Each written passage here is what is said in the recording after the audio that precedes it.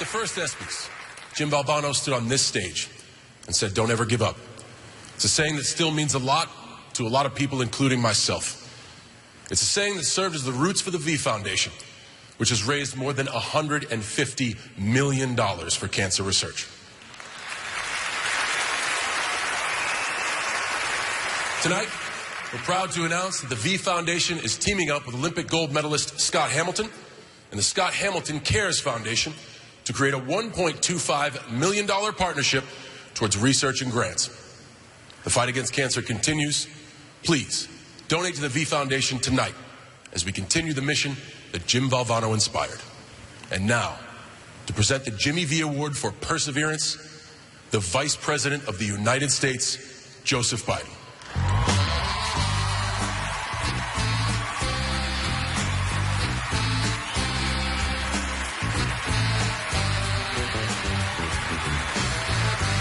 Thank you very much. Thank you. Thank you very much. Please. Thank you. Thank you so much. Like Jimmy V, my son, Bo, never let cancer touch his heart or his soul. To the end, my Bo worried about his family more than himself. He lived his entire life by my father's code, which was never explain, never complain, just get up. Just as Jimmy V's life inspired the creation of the Jimmy V Foundation for Cancer Research, Bo Biden's life and concern for others inspired the Cancer Moonshot, the national effort President Obama asked me to lead to finally end cancer as we know it. Ladies and gentlemen, it won't be easy, but it is possible because we are America. And like Jimmy, like Bo, like Craig Sager, and countless others, we never, ever give up. Tonight, we honor Craig, a man of courage and loyalty, with a hell of a team behind him. Like Jimmy and like Bo had, fans, colleagues, coaches, players, the country. But most importantly, Stacy, Casey, Christy, Riley, Ryan, and Craig Jr., his home team, his family. Craig knows that every day, every hour, every moment matters. And by his conduct, he teaches us how to live with perseverance and passion, fearless, hopeful, together.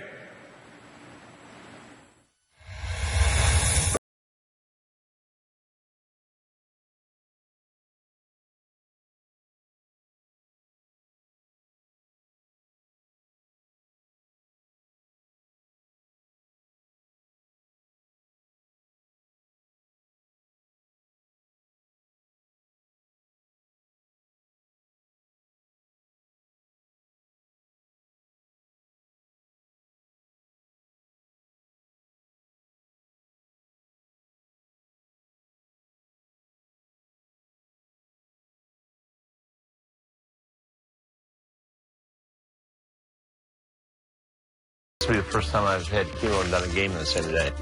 Morning, how you doing? Good. You ready?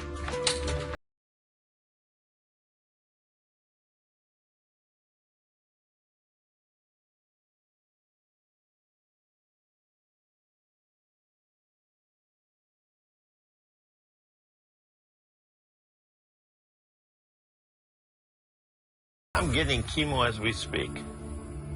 There's no one else like him. I can't keep up, and I'm a few years younger, and I have a heart. I'm exhausted, and he just has so much energy.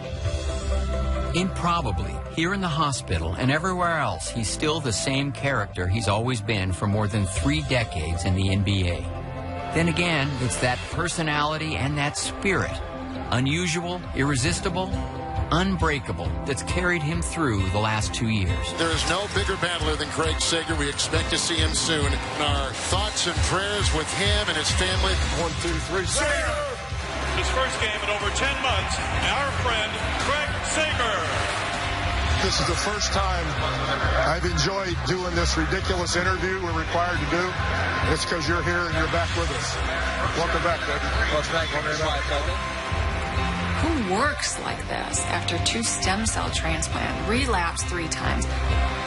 He's so positive and so caring for other people all the time that I think it's, it's good. It's his turn that he's receiving the love on the other end. Simply, we love you.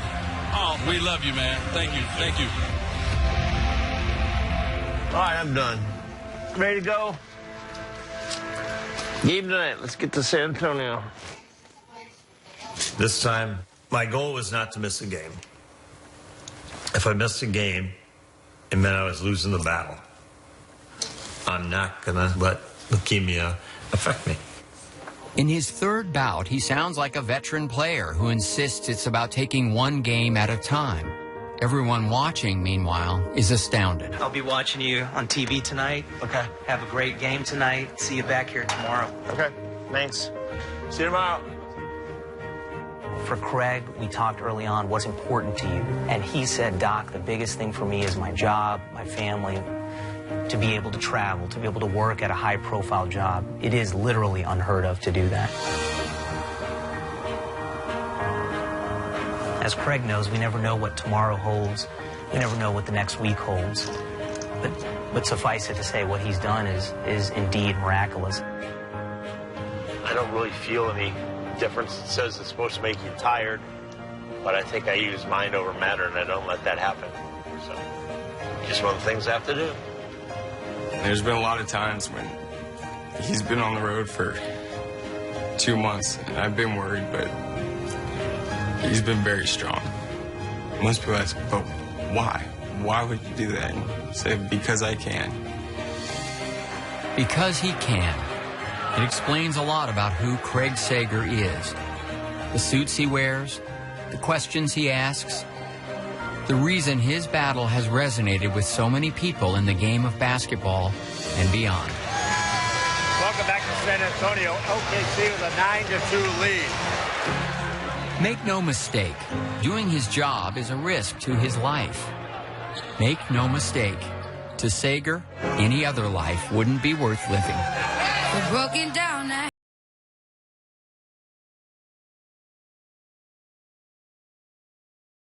At one point, they wanted me to be in total isolation. I said, Doc, if you put me in this isolation, I'm going to die. I said, not in that death certificate. It's not going to say he died of leukemia. It's going to say he died of a broken heart. I pray for you all the time. I need it.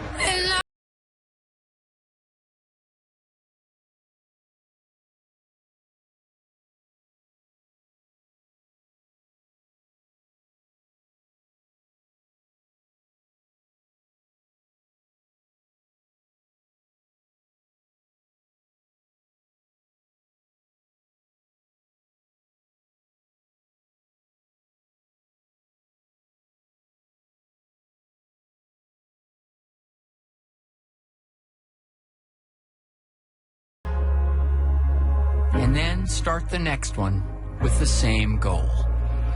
Maybe viewing life that way is how to never run out of energy or passion for what you do. Maybe viewing life that way is how to inspire everyone else how to live as well.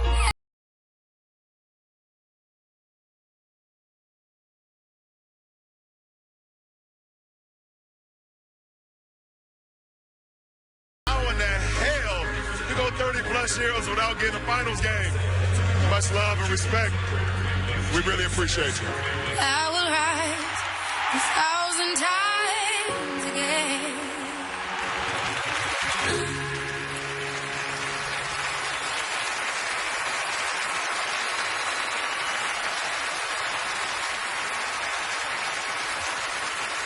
Ladies and gentlemen, the recipient of the Jimmy V Award for Perseverance, Craig Sager.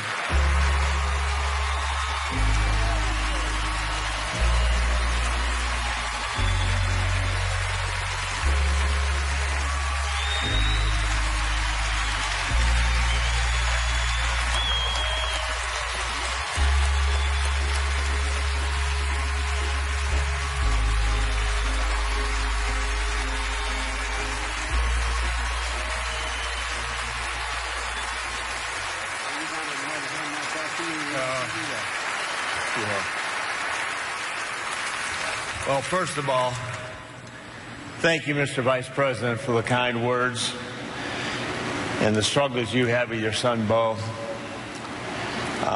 Your amazing fight, your determination, dedication, putting your whole career, your whole life forward to finding a cure for cancer. I am confident in you that one day soon we will wipe out cancer.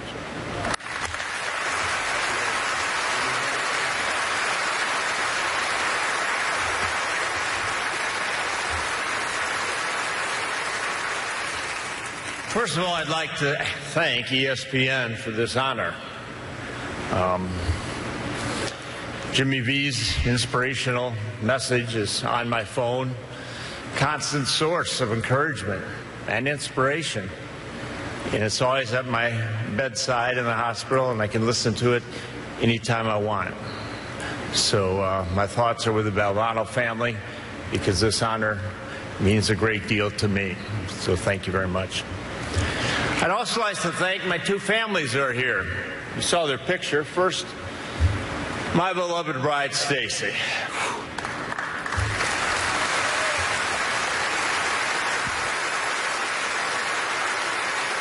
She is my heaven on earth. In the darkest of moments, tears running down her cheeks, we embraced and we prayed. Please, don't leave me, she pleaded. We can fight this together. There's no fear in love, and your love is my strength.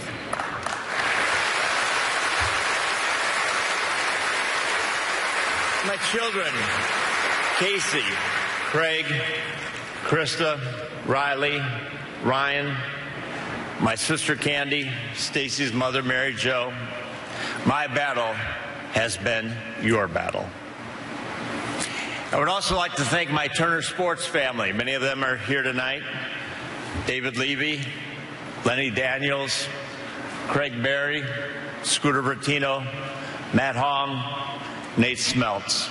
Your love and support since my first diagnosis has been incredible.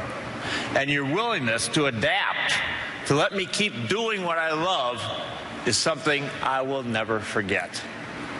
And the truth is that the Turner family is just part of a bigger family. All of you, the sports family. Sports are who I am in my soul. They have guided my life.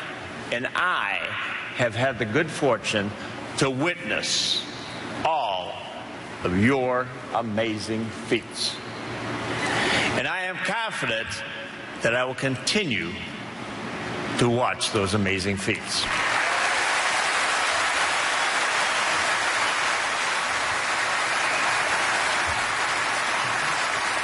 I have spent most of the past year and a half at the most impactful cancer hospital in the world, MD Anderson in Houston. And many nights I don't get out of the hospital until well after midnight, and I always take the same walking path back to the hotel. The sidewalks wind through a maze of buildings, including the Texas Children's Hospital. Many nights I'll stop, pause, and I'll go inside. And a few feet inside the hallway is this large model train display covered by glass. There are 7 buttons on the outside. They activate the trains, the circus, the toys, and the trolley.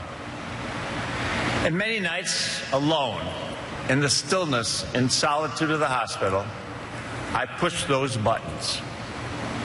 And I watch the trains as they disappear through the tunnel and emerge full steam on the other side. I watch the trains as they pass by the town square, the Dinosaur Canyon, the Pirates Cove, Santa Land, and the ice skating rink. And I sit there and I watch and I listen. I listen to the sounds of the circus, of the kids laughing, and of the train chugging along. Now, I don't know why I am so drawn to this train set. Perhaps it's my life coming full circle. Maybe it's just the kid inside all of us. Or perhaps it's a few minutes in my life that leukemia cannot take from me. The train actually takes 2 minutes and 20 seconds to make a full loop. But what is time really? When you are diagnosed with a terminal disease like cancer, leukemia, your perception of time changes. When doctors tell you you have 3 weeks to live, do you try to live a lifetime of moments in 3 weeks? Or do you say, the hell with 3 weeks? When doctors tell you that your only hope of survival is 14 straight days of intense chemotherapy, 24 hours a day, do you sit there and count down the 336 hours? Or do you see each day as a blessing? Time is something that cannot be bought. It cannot be wagered with God, and it is not in endless supply. Time is simply how you live your life. I am not an expert on time or on cancer or on life itself. I'm a kid from the small Illinois town of Batavia who grew up on the Chicago Cubs and made sports his life's work, although there's never been a day where it actually seemed like work. I have run with the Bulls in Pamplona. I have raced with Mario Andretti in Indianapolis. I have climbed the Great Wall of China. I have jumped out of airplanes over Kansas. I have wrestled gators in Florida. I have sailed the ocean with Ted Turner. I have swam with the oceans in the Caribbean. And I have interviewed Greg Popovich. Mid-game, Spurs down 7. If I've learned anything through all of this, it's that each and every day is a canvas waiting to be painted. An opportunity for love, for fun, for living, for learning.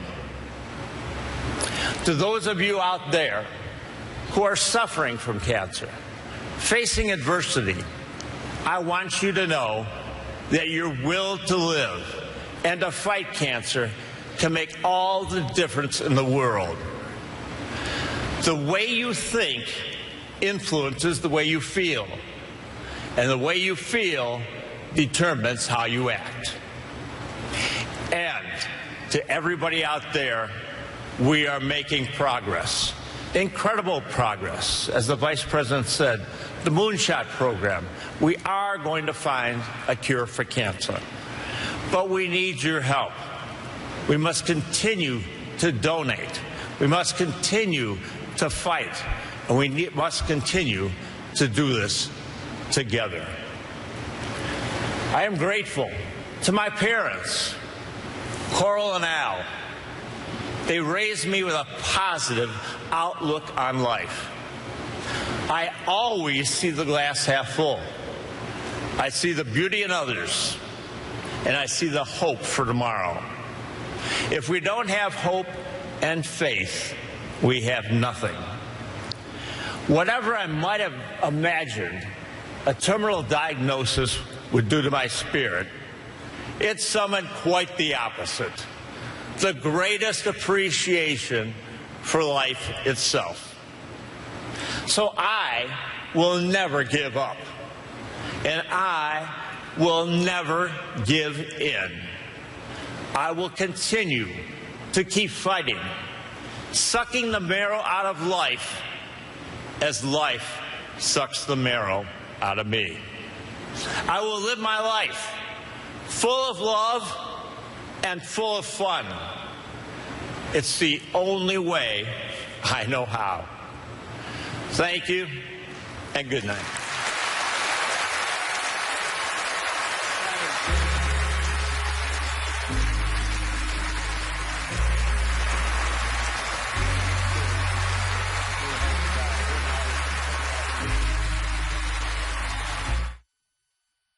Well, when I was in the hospital at MD Anderson, there were certain things that obviously you have to get through, something to give you inspiration. And Jimmy Valvano was one of those. I always had his speech from the ESPYs in 1993 on my phone. I could call it up and I could listen to Jimmy V say, "Don't give up, don't ever give up."